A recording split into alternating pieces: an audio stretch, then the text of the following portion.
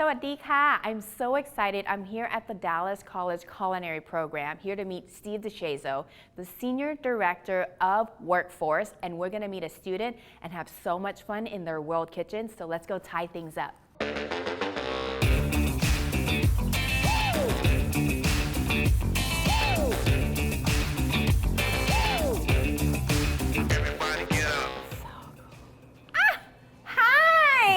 How are you? Hi, Chef. Great to see you. Good to see you. It's such an honor to be here. Please, welcome to Dallas College. I'm so excited. So I know you have a few kitchens here. Which one are we going to get to go to? Well, we're headed to kitchen number 5. We call it the Garde Manger kitchen. Okay. Which, to all the viewers, the art and craft of the cold kitchen. Okay. And this is the kitchen we're going to be cooking in today, Chef. So excited. Oh, is this the walk? Do we get to rate or walk in today? We are rating walk-ins, yes. I'm so excited. Oh my goodness. This is like my happy place. Where should I go? Oh, there's so many choices. So, right. So we've got dairy and fruits and a little bit of protein.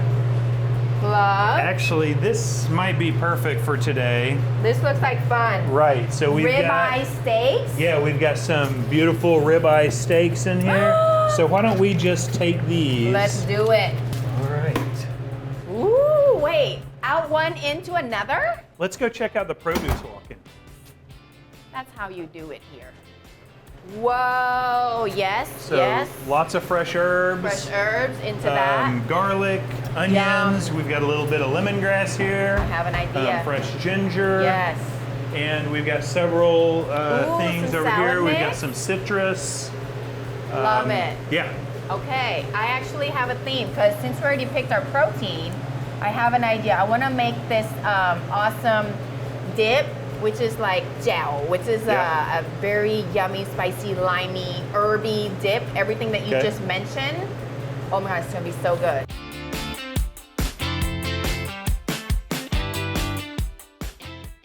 I'm so excited to actually been in a commercial kitchen today, and I have Steve Deshazo here. And who did you bring along? So this is one of our outstanding students, Keishel Burnett. And so, of course, everything we do here at the school is centered around students. And so thank you, Keishel, for coming up to school and helping us out today. I'm Thank so you excited. for having me. Today, I got really inspired by the protein we have, Ribeyes. Yeah, beautiful. But because I was also coming back to like my school, I wanted to bring a gift.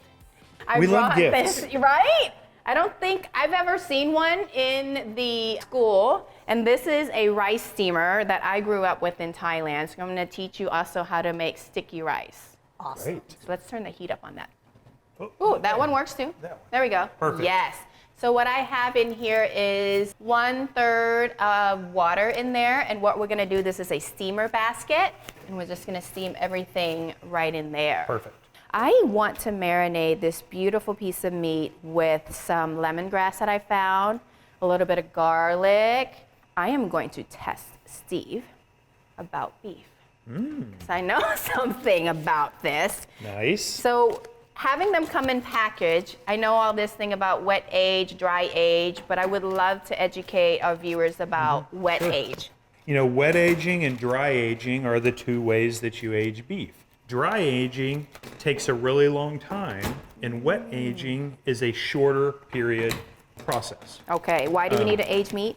When you age meats, the enzymes in the meat work to create tenderness. So dry aged beef is typically more tender than wet aged beef, but wet aged beef retains moisture. I like And moisture. so there are benefits to both. I love it. And then it also is pre-portioned, ready to go, Right. not contaminated. And these are beautiful ribeyes from Win Meat Company. I love them. Thank you, Winmeat. And you're doing a beautiful job over there. Have you played with lemongrass before? I have in class several times, Chef. Beautiful. We're gonna slice, chop, however, because we're just gonna like mix it up with our sauce. Okay.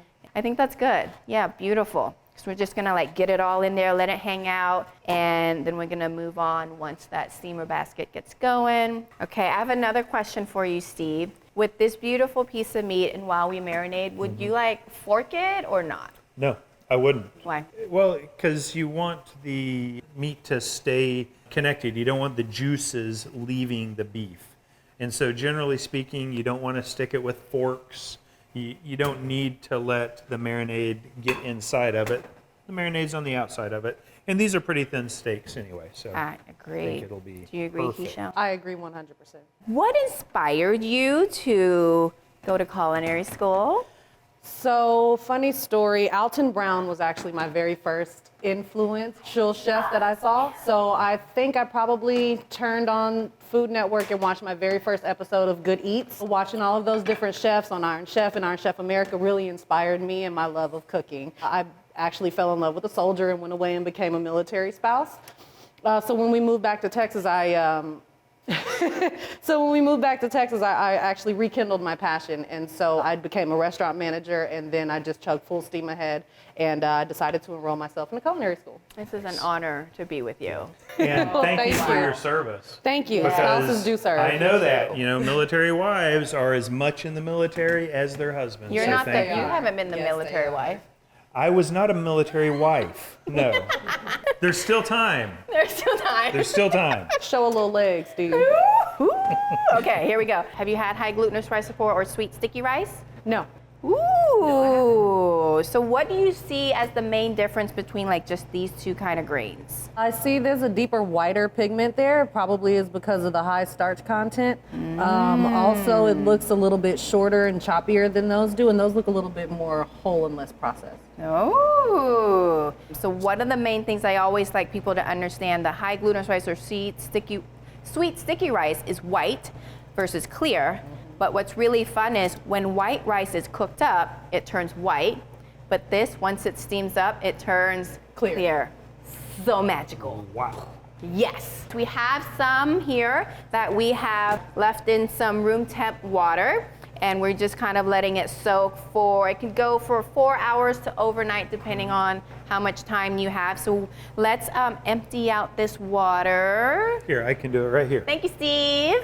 And then we're gonna throw it in the rice steamer basket, or huat in Thai. And here we go. Let's. Okay. Here, I got this. You got this. Gently. You might just want to dump it, but that can like really make the rice stick together. It Okay. can break it. So it's really important because I love beautiful long grain rice, not broken rice. Okay. The steak is going to be hanging out, so I'm going to leave that right here. And we also had all these other samples of rice. You want to play a little rice roulette? Yeah, let's go. Let's see do what you it. got. We're totally testing out Okay. student So here. let's try it. Yes, that's So me. let's mix it up a little 5 rice Monty. Keep your eye on the queen. Okay. Eye on the queen. Okay. Ready. So we're going to go arborio rice, Correct. basmati rice, sushi rice, then the sticky white rice, Yes. and long grain. You got it. Awesome. 5 points out of 5 points today. Thank you. So that sticky rice is probably going to take about 10-15 minutes. Let's make the sauce. We are going to play with this high glutinous rice because what we're going to make is a rice powder, a toasted rice powder. So I'm going to just toast it in a pan with nothing in it. We've got a I hot like how I'm just putting pan. everybody. Yes, thank you. And so we're going to toast the rice. Yes, it's going to turn And- nice and brown, and that's when we know it's That's ready. what we want. We want it nice and We brown. want it right? nice and brown. Okay. Yes. And I imagine we don't want to let it sit for too long. No. It'll burn. Yes, it will. So We got our we're just fire going to on pay high. close attention to it, right? Fire on Yes. high. Okay, look at that. So beautiful, Steve. Right. So the rice, when it starts getting hot, starts jumping around. Yes. And sauté, the French word sauté, means to jump. Because that's what happens when you saute something in a hot pan. It jumps around in there. And in Thai, I don't even know what the word in Thai is. Saute. Saute. Taught. No. But yeah, we'll get there. So, but you can see the nice brown color. It's really beautiful. nice, huh? So, Looking Chef, I good. think this is ready. What do you think? It looks beautiful. It smells super nice and toasted. Oh, it does. Yeah. Oh, yeah. So before we blend this up in the beautiful Vitamix, we want to just let it cool down. Mm-hmm. This way it's not going to get all glumpy because the heat's going to create moisture, and that would not make it powdery at all. So Right. Just let it hang. Now, Michelle, ready to grill. It's grill time. It's grill time! Yes, she does watch a lot of Food Network. I Just do. like me. Are we That's ready? what we grew up on. I'm ready. That's exactly what I grew up on. Okay, here we go. They look beautiful, Keishel. Lovely, thank you, chef. Nice. And because they're like a nice thin piece, it did not take us even like 5 minutes. We had a hot grill going on. Thanks, chef. You're welcome. Beautiful. You're welcome. We're gonna let them rest for a little bit, and then we come back to our sticky rice and our sauce. Now we have our beautiful toasted rice, chef. Yeah. Nicely cooled, and we are going to make a rice powder in the Vitamix. I'll let you manhandle All right, the. let's do it. Yeah. I'm good. Okay. And then we'll start Turn it on. going. Check my. Oh, I love watching that situation. We're good. Gonna put that back in here. Okay. Awesome. Perfect. I'll tell you the magic thing about that. It actually is a binder. So it's gonna bind all the liquid in our sauce together, so when you pour it, like eat it with your meat, it like sticks. It is like the best trick. Nice. Also gluten-free. Awesome. I am going to have you slice up some lime so as to squeeze out the juice. We really are gonna let Keishel do all the work while we just stand here and look pretty. And look how good she looks pretty so doing beautiful. It looks I great. know. Right? Way to make it weird. We're gonna look good and make it look weird. So I know that she knows how to squeeze a nice lime. Yeah. All the juice is coming out. She's using the spoon technique. I don't even have to tell her what to do. She like already is understanding how to chop things a certain way. Because I'm not gonna tell her how to chop the cilantro. Well, when you do cilantro, you want to bunch it up really, really, really tight like this and push all the leaves together so that none get away from you. And then you want to go really, really small. Not very big motion at all when it comes to chopping cilantro. The trick is you want to get these chops as tight as possible so that way you don't have to keep going over it and then you end up bruising. So you always want to make sure you get it as tight. That's Dallas College Culinary right there.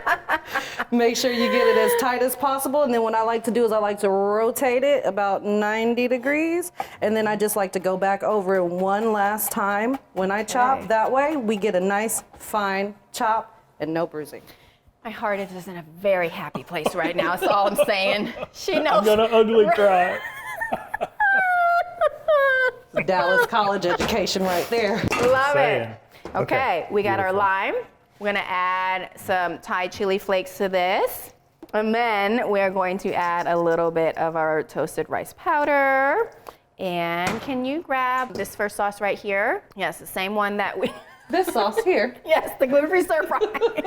Thank you. Spokesmodel. I love it. She received her training from the Vanna White Academy. I can point like no one's business. I love it. Okay, can you stir too? I can stir Let's like stir. a madman. Let's do it. Let's do All it. right. Okay, Keishel, how would you like to cut your meat? Well, I recommend slicing the steak along the bias to get the best chew on the meat. Let's do it. Awesome. She will demonstrate. When you cut and you look at your meat, you see which way the muscle fibers are going. So if on my steak, the muscle fibers are going this way, you always want to make sure you cut across that so that way the muscle fibers will fall apart when you go to chew it and it's an easier chew and it's more tender. Here I am with my little basket, bringing back my roots here.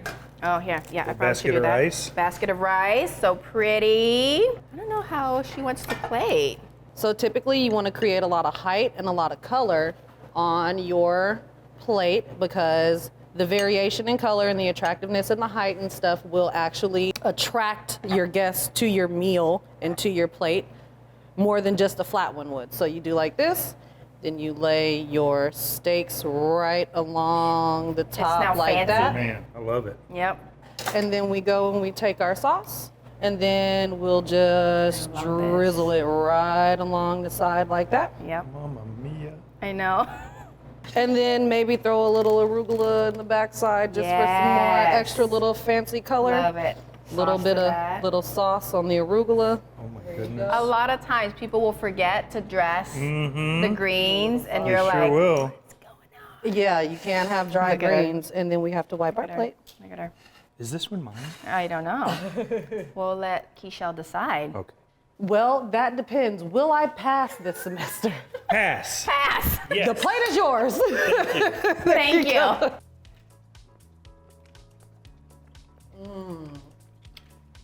Well, right off the bat, you taste the lime, and you taste the toasted rice, and then the cilantro comes through after that, and then the slightest hint of the green onion after that, but that's like literally after you swallow the bite. Thank you so much. Please check out Dallas College. Check out this episode. Share it like wildflower because we are all about supporting people in the industry. Thank you, Chef Kishel. Great work. Thank you for coming. Thank you. Thanks for everything. Thank you guys and for thanks having to the me. crew too. Thank Great job. you. Yeah. Thank you. Until next time. We'll see you later. ขอบคุณค่ะ My Thai takeover experience was the best. This is the first time I've ever done anything like this on camera with a restaurateur right by my side. So it was very interesting. I was a little nervous. I would hope I was up to her standards, and I didn't want to let down Chef Deshazo either. The minute Nikki showed up on campus, energy changed. Everybody was happy, so much energy, and it's just great to have somebody who's so inspirational come into the school to celebrate culinary culture. Today about the traditional way to make the sticky rice in that beautiful steamer basket that she brought. I was so grateful that she brought that over. We live in America, and this is the great American melting pot, and it is so important to learn other cultures and other ways to cook things, not only for variation in you and your nutrients and things that you feed your family, but because it's fun, and it's fun to learn different cultures, and it's important because these cultures exist and they're a part of our life.